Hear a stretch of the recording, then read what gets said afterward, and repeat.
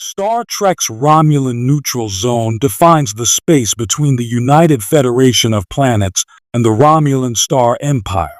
The Romulans made their debut in Star Trek, the original series Season 1, Episode 14, Balance of Terror, and went on to become one of the Federation's most formidable enemies.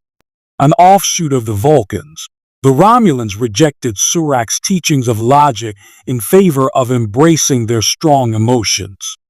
With their xenophobic attitudes, the Romulans often conquered other species rather than form alliances. The Federation was embroiled in a contentious relationship with the Romulan Empire throughout much of the Star Trek timeline. The Romulans learned of Earth before humanity became aware of them, and in Star Trek Enterprise, Captain Jonathan Archer's Scott Bakula Enterprise was the first ship to learn of the Romulans. The Earth-Romulan War, fought from 2156 to 2160, came to define the relationship between the two galactic powers. Not only did the war lead to the establishment of the Romulan neutral zone, but it also contributed to the founding of the Federation. Although Star Trek has not fully explored the war between Earth and the Romulans, the franchise has revealed many after-effects of the conflict.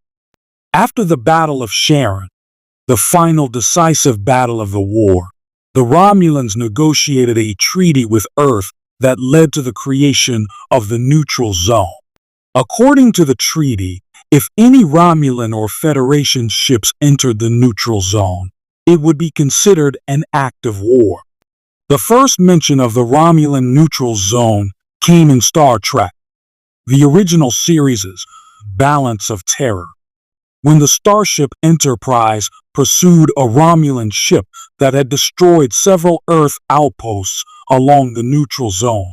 The Romulan neutral zone was reinforced and redefined in 2311 when the Treaty of Algeron was signed following the events of a confrontation known as the Toned Incident.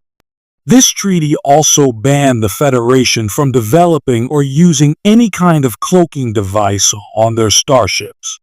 The Romulans mostly withdrew from intergalactic politics until Star Trek, The Next Generation Season 1, Episode 26, The Neutral Zone, when an enemy later revealed to be the Borg destroyed several outposts on both sides of the neutral zone. The Romulan neutral zone popped up several more times throughout the TNG era, but later collapsed in the wake of the Romulan supernova in the late 2380s.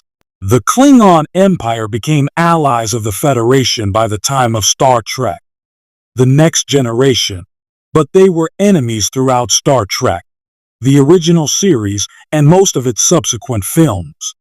In the late 23rd century, a neutral zone also existed along the border between Federation and Klingon space, although Star Trek never fully defined the rules of this particular boundary.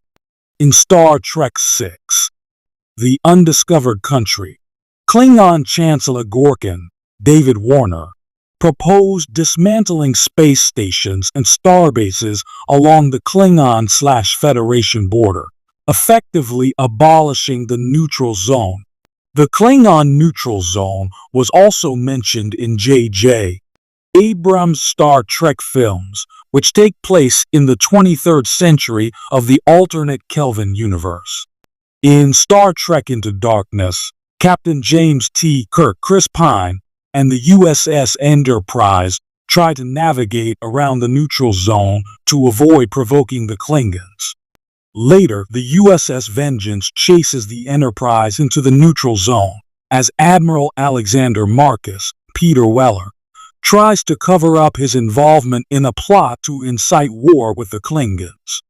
Star Trek's Klingon neutral zone may not have been as well defined as the Romulan neutral zone, but both borders were meant to prevent further bloodshed.